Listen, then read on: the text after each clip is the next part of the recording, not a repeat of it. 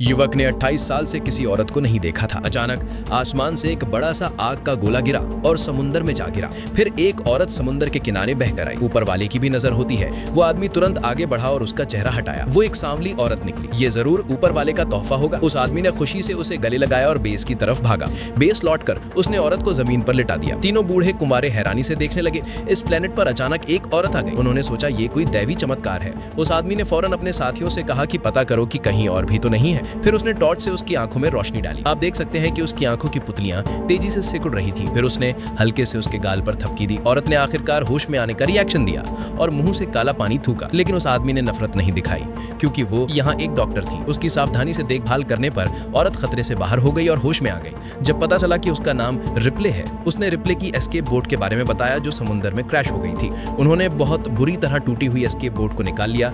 बदकिस्मती से बोट में बाकी 2 लोग डूब गए। जब उन्हें पता चला कि हिक्स और 10 साल की बच्ची न्यूट की मौत हो गई है तो उन्होंने अपने गम को छुपा लिया। भले ही उन्हें स्पेसशिप के हादसे का सही कारण नहीं पता था। आम हालात में एस्केप बोट इतनी आसानी से मदरशिप से अलग नहीं होती और उन्हें वजह जाननी थी। डॉक्टर के साथ रिप्ले एस्केप बोट कर आई जहां हादसा हुआ था। डॉक्टर ने बताया कि बच्ची क्रायो चैम्बर में डूब गई थी और तुरंत पूछा कि न्यूट का शरीर कहाँ है। उसे यकीन नहीं था कि बच्ची जागी या नहीं, इसलिए एलियन के बारे में कुछ नहीं बताया। उसने सिर्फ इतना किया कि अपने गम को दबा लिया और डॉक्टर से कहा कि बॉडी का पोस्टमार्टम करो ताकि मौत की असल वजह पता चल सके। डॉक्टर को लगा कि ये बेकार है। अपने लंबे एक्सपीरियंस से उसे लगता था कि छोटी बच्ची की मौत शायद क्रायो चैम्बर में दरार की वजह से हुई और समुद्र का पानी फेफड़ों में चला गया। लेकिन रिप्ले ने जिद की जिससे डॉक्टर हैरान हो गया। रिप्ले को सबसे ज्यादा डर इस बात का था कि कहीं कोई फेस हगर बोट के नीचे से बाहर तो नहीं निकल गया। पिछले फिल्म के आखिर में रिप्ले ने एलियन क्वीन को हराकर उसे स्पेस में फेंक दिया था। वो आखिरी जंग जीत चुकी थी। बाद में उसने हिक्स और बिशप के शरीर को संभाला।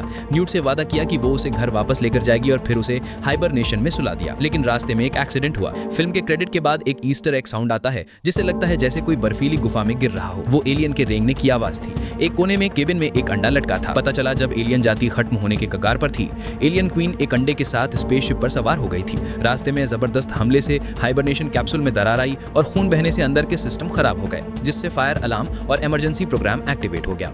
कंट्रोल सिस्टम ने रिप्ले और बाकी लोगों के कैप्सूल को अलग बोट में भेज दिया। वो बोट मदरशिप से अलग होकर ब्रह्मांड के किनारे जाकर क्रैश हो गई। इस जगह को फ्यूरी 161 कहा जाता है। बचने के बाद सिर्फ रिप्ले ही जिंदा बची थी।